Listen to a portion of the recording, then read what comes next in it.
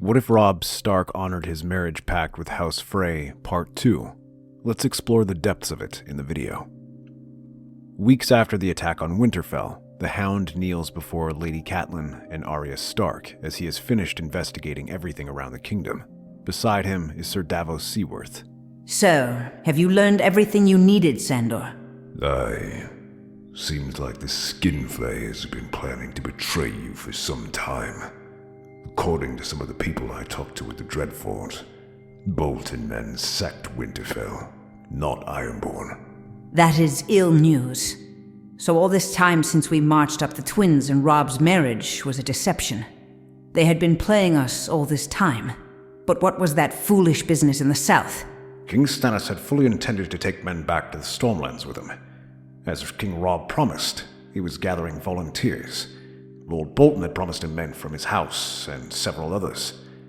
I am ashamed to admit it, but they agreed to a secret pact where Stannis would recognize Lord Bolton under the rule of the North if he provided him with men. Are you telling me that Lord Stannis tried to aid a turncloak? Milady, I understand this looks bad, but you must understand Lord Stannis was desperate, and this is quite unlike him. He used to say one good act does not wash out the bad, nor does one bad wash out the good. I knew him as just a man. Yes, but it seemed like Bolton has no loyalty to any king because he betrayed us, and our forces were routed. I escaped with a few men to Storm's End. As for King Robb, seems like betraying one king wasn't enough.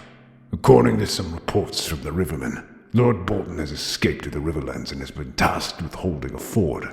But he secretly allowed Tyrell Bannerman to come in and wipe out his forces. Though no one was able to find your son's body. I'm sorry, my lady. All of that while he attacked us at Winterfell. All of this sounds so foolish and mad. It's hard to believe this happened. I wish it were different too. But I suppose the best we can do now is make the most of a rotted onion. Catelyn nods and considers everything that happened. Although she cannot forgive Stannis for his attempted coup, she must also consider the situation carefully. The North and Riverlands are no longer an independent kingdom, and now the Lannisters and Tyrells sit on the throne. They had just fought a war against both factions while there was peace. The North was in a poor state. Not only did they lose their king, but they must now deal with the wildling settlers. Arya is now the Lady of Winterfell, and she will need all the swords and advisors she can get. Reluctantly, she offers Davos and his few companions shelter in the north, along with Princess Shireen and Edric Storm from Essos. Catelyn focuses on helping settle the wildlings. They agree that the wildlings can live as independent people in the Gift under the guidance of their chieftains. However, they must obey the laws of the north and cease all raiding, bride stealing, and handing over hostages. These are stiff terms, but Mance agrees and begins inviting more wildlings across the wall. With them, they bring news of the White Walkers marching beyond the wall, which are confirmed by Jon. During a supply drop, Catelyn personally oversees the progress of the wildlings integrating themselves into the Gift. Thankfully, there are fewer and fewer instances of trouble, but as she finishes dropping off food for the wildlings, one woman approaches her. This one is all in red and looks nothing like the unkept freefolk. Catelyn feels a chill run down her body as she recognizes the piercing gaze of Melisandre. Lady Melisandre, I'm surprised to see you here in the Gift. I hope you are comfortable enough in Castle Black. The Lord Commander has been an adequate host, but my comfort comes from the Lord of Light. He is the reason I am here now. I am certain His Grace talked about the White Walkers. I've heard, and rest assured I have been making preparations for it. Good. The nights grow colder in the wall, and the flames do not warm me as they once did. If you do not want that darkness to consume the north, the wall must stand at all costs. But there is another vision I had. One concerning your homeland. What of Riverrun? In the flames, I saw a mountain. The great mountain of the moon. From its peaks, I heard a wolf howling. Its cries echoed across the land. A great hand reached out and gripped the Riverlands. Catelyn frowns, her rational mind fighting against the cryptic warning. Yet the words seem to burn themselves into her. What would you have me do? We are still licking our wounds from the war against the Lannisters and Tyrells. My son is dead. My husband gone. Your son is not dead. Life and death are but two faces of the same coin. The Lord of Light has a purpose for King Robb. Before Catelyn can respond, Melisandre turns and leaves, her words hanging heavily in the air. In the Riverlands, atop the ancient High Heart, a Harwin of Winterfell carries a bowl of broth to a figure slumped against one of the wooden stumps. He is careful to pay his respects to the weirwood trees, but nods respectively towards the approaching soldier. You must eat, your grace. You need to regain your strength to travel. I've been regaining my strength for weeks. The only traveling we've done is go from village to village, skulking through abandoned holdfasts and burnt-out ruins. My place is in the north. Your grace, you know it is a difficult path we walk. The Riverlands still prowl with roses and lions. So much for peace, then. There can be no peace as long as you live. Treaty or not, the Lannisters will want your head. Their small group of allies and outlaws all nod their heads. Greywind pads over and licks his cheek. It had been this way since Robb woke almost 2 months ago, after falling at the Trident.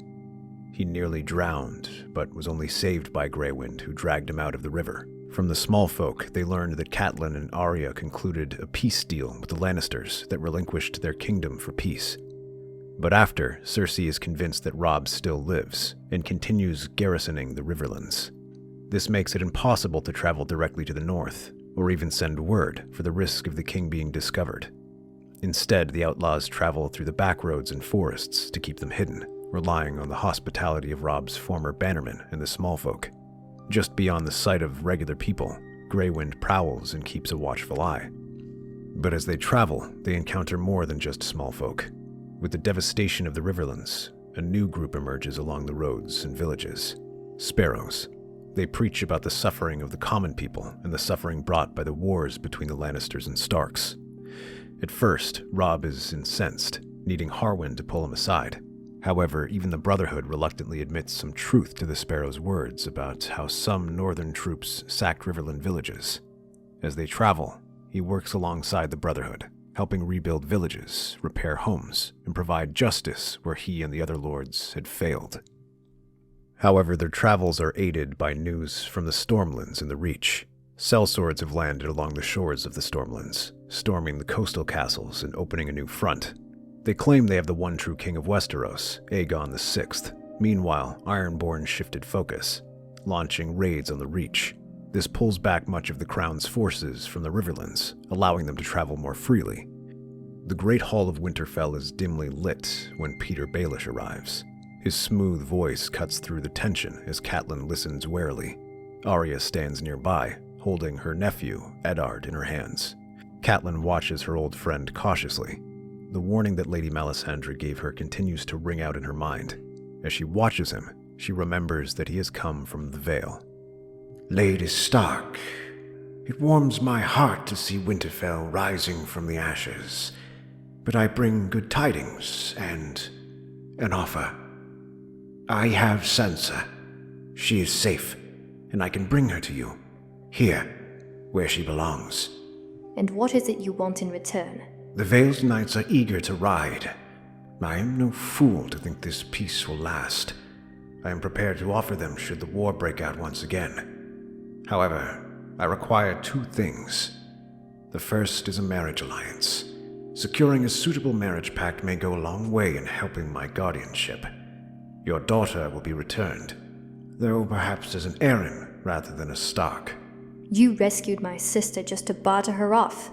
Calm yourself, child. I would have thought by now you would have learned that nothing in this world is free.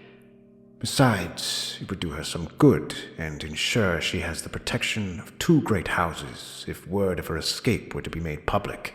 I will consider it, but you mentioned another proposal. Yes.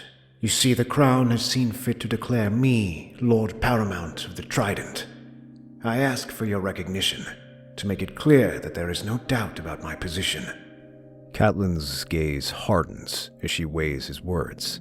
She knows the price of trusting Littlefinger, but also the precarious state of the North. Arya watches her mother, her expression a mixture of disbelief and fury. You would have me sell my daughter and now you would have me turn against my brother. My lady, I will deprive you of nothing. The Riverlands are not yours to give. We are all faithful servants of the crown. I will consider your offer, Peter. But know this. If you betray me or my family, no knights in the Vale will save you from my wrath. Littlefinger bows, a sly smile playing on his lips, before retreating from the room. Arya turns to her mother, her voice trembling with anger. Arya insists that Littlefinger cannot be trusted. If he really was their friend, he would have given back Sansa long ago. Catelyn finds herself agreeing as she thinks back on Melisandre's words, but at the same time, she glances around the halls. Once they would have been filled with laughter as her children all ran around, but now she looks at Arya, her last child. She begins to feel more alone than ever. After weeks of traveling, Robb at last reaches the twins, his eyes looking up at the imposing gates. But now, the Brotherhood without banners had already split off, leaving him with only Harwyn and whatever Stark men made up the outlaws along with Greywind. As they are still outlaws, they cannot be seen here. However, as Walder Frey's godson, he hopes that this will be enough to convince the old lord to help him. But as the gates open, a column of armed men come out, nearly 100 strong, led by Walder Rivers. The knight draws his longsword and points it at him. Before anyone can react, their men surround the small Stark band and disarm them. Greywind snarls and prepares to lunge, but Robb orders him to stand down. Holding his head high, he allows them to lead him to the great hall where the Lord of the Crossing sits on his high seat, his beady eyes gleaming with malice. Well, well, the young wolf returns to the twins. Have you come to beg for bread and salt, or do you think to demand my loyalty again? I have come for neither, only seeking passage, Lord Frey. Grant me this, and I'll forget this misunderstanding. Oh, there's no misunderstanding, boy. The Lannisters crushed you. The Tyrells took your lands, and I could be killed just by being seen with you. We're at peace with the Lannisters. Aye, but peace can't exactly thrive when a renegade king is running around now, can it? I think your head might be enough to convince her of my loyalty. Maybe it can buy my grandson his seat in Winterfell. After all, he's half Frey. Robb struggles as they drag him away. He tries to break free, and it takes several men to restrain him, including a blow to the back of the head by Black Walder. In the dimly lit dungeon beneath the twins, Robb finds a woman and notices her large stature and comely face. Brienne of Tarth. You must be King Robb.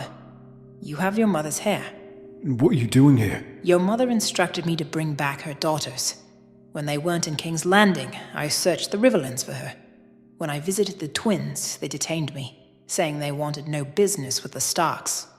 Hours turn into days as they share what little they know of the war, the fall of the Riverlands, and their mutual disdain for the Lannisters and Freys. From Brienne, Robb learns that Sansa was originally married to Tyrion Lannister, but disappeared during the death of Joffrey at his wedding. It was said she was spirited away by a fool in the chaos. The guards unlock the doors and drag Robb and Brienne upstairs, where a familiar figure awaits. Jaime Lannister, freshly arrived from his campaign in the Riverlands, stands in the Frey hall. His golden hair gleams in the firelight, but his expression is unreadable. Sir Jaime, I offer you the young wolf and his loyal hound.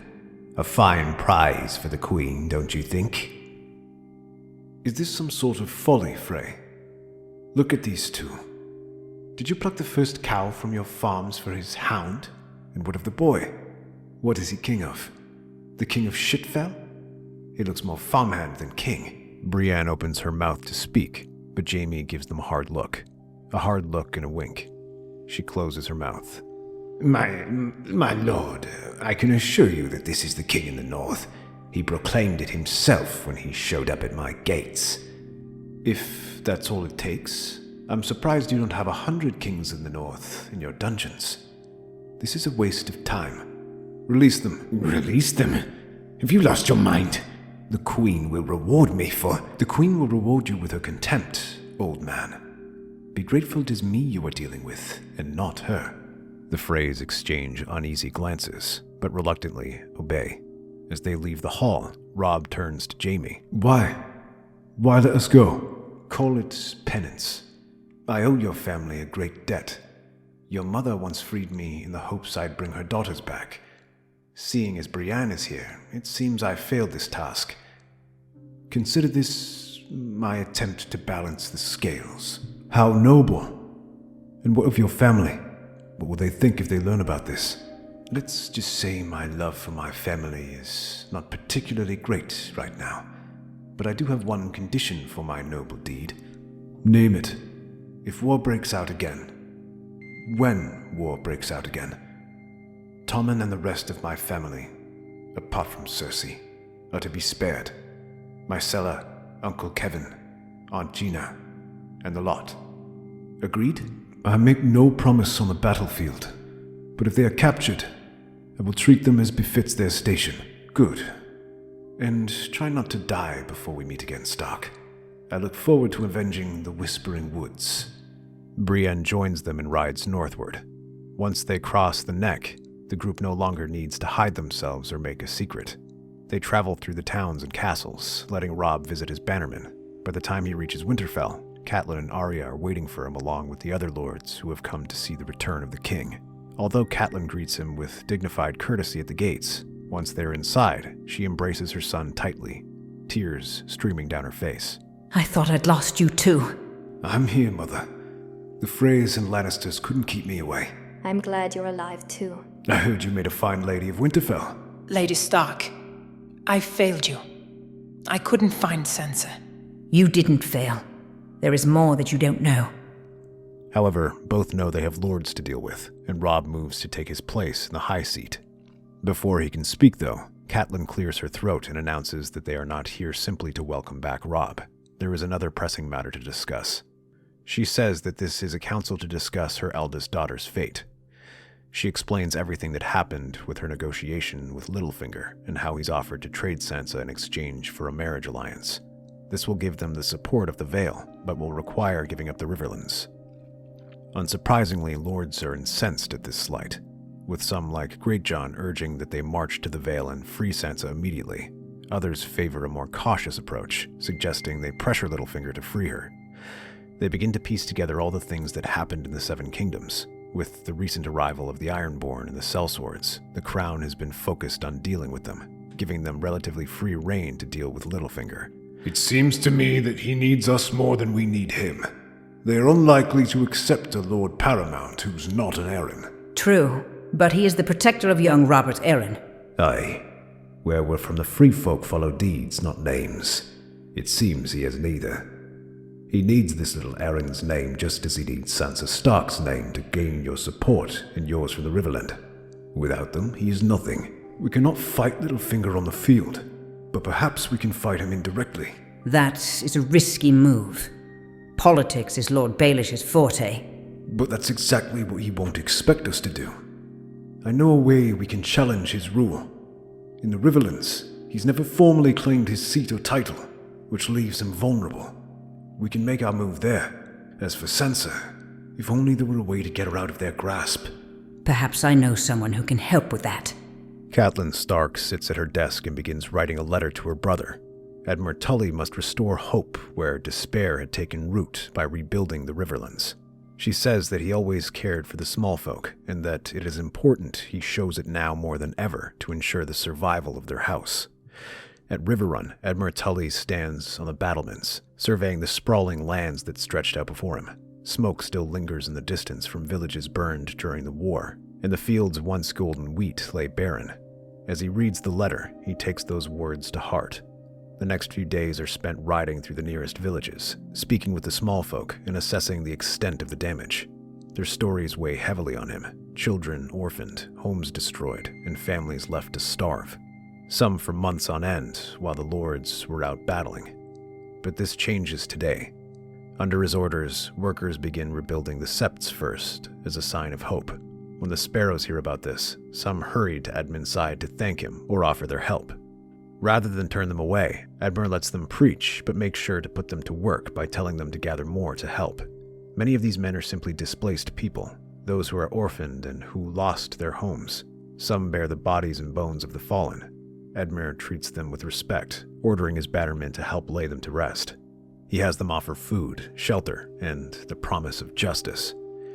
It takes time, but many of the small folk rally to his side, thanking him for their help, and their support helps strengthen his position to the Riverlords.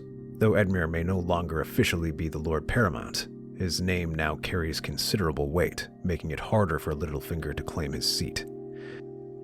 Davos Seaworth guided a small skiff through the jagged rocks that surrounded the Vale's coastline. Behind him is Sandor Clegane, Mance Rayder, and Brienne of Tarth.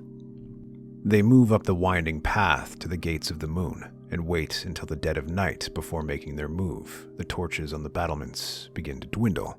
Mance motions for them to move, sticking to the shadows as they approach the gates. They begin to climb the wall, but as they reach the top, a voice rings out in surprise. Suddenly, the torches, which have died out, begin to light up. The trio redouble their efforts to reach the top. Once they get there, they find a group of men with swords and lanterns ready. At their head is Nestor Royce, keeper of the gates.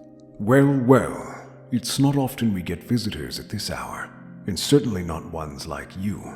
What business do you have here? We meant no harm, sir. We've come seeking someone. Lady Sansa Stark. We have reason to believe she's here. Sansa Stark? She's been missing for months, since the Purple Wedding. Missing or hidden. We have reason to believe she is here. You'll come with us. If what you say is true, then this matter will be brought to Lord Baelish. Until then, you remain our guests, whether you like it or not. Sandor flexes his fingers around his sword and growls, but Mance steadies himself and shakes his head. Slowly, the trio drop their swords.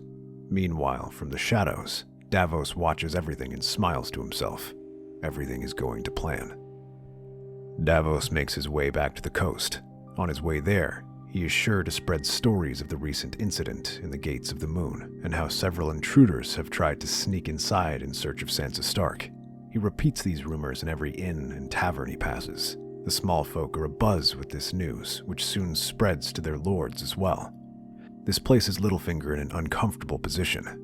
Lord Nestor cannot deny having apprehended the intruders, and when interrogated, they insist they are in search of Sansa Stark. As Littlefinger tries to think of a way to handle these rumors, he hears word that Lord Royce and the other Vale lords have gathered there. The Lords Declarant and the prisoners are gathered as well. You've been keeping secrets from us, Baelish. Sansa Stark has been under your protection, and yet you told us nothing. I can assure you these are simple, baseless rumors. We have orders from Lady Stark saying you have her here, and are trying to barter her off with the Vale's swords. I can assure you we have no clue where our swords will be going. Yes, and claims, but no proof. Where is the evidence I have hidden Sansa Stark? Seems like we can talk all day around this one and get nowhere. We're asking for the wrong person, it seems. Have any of you fine lords found a maid of 3 and 10, fair, with auburn hair? Aye. Didn't your bastard match the same description? Aliana, you truly believe my bastard could be the Lady of Winterfell? Only one way to find out. Littlefinger sighs and calls for his daughter. Aldiana appears down the steps and is asked whether she is truly Sansa Stark. To her surprise, she finds the Hound among the guests. He stares at her intently, as does Littlefinger. The former's eyes are filled with emotion as his body tenses. Meanwhile, Littlefinger's eyes are cold and calculating. Jan Royce asks the question again and waits impatiently, but then Sansa takes a deep breath and bows her head. Yes, I am. I apologize, my lords. I did not wish to lie to you, but I had thought it was best to keep my identity hidden. After Lord Baelish rescued me from King's Landing, we agreed it was best that no one know who I am. You see, I had done this with her best intentions in mind. And yet you revealed this only when you had something to gain and demand payment for it. Agreed. It seems more like you kept her hidden for your own gain than out of loyalty to Lady Stark. It certainly didn't stop you from taking Lannister gifts. This raises the question. What else have you been lying to us about? Take him away, and tell Lord Robert that we may make a man fly soon enough. The guards come forward and escort Littlefinger away. Just as the prisoners are released, Sansa immediately embraces them and asks to be brought home. Soon enough, little bird. We have some business to settle first. As the lords convene, a consensus forms. They will stand with the Starks. With Aegon VI's triumph and the Golden Company's march, the Lannisters' grip begins to weaken. Sensing the shifting tides, the lords agree. Now is the moment to unite, to strike while the lion stumbles. That's our theory. Westeros is a land filled with exciting stories and possibilities, and we love exploring them. If you want to accompany us on this journey across the Seven Kingdoms and beyond, then please like, share, and subscribe to our channel.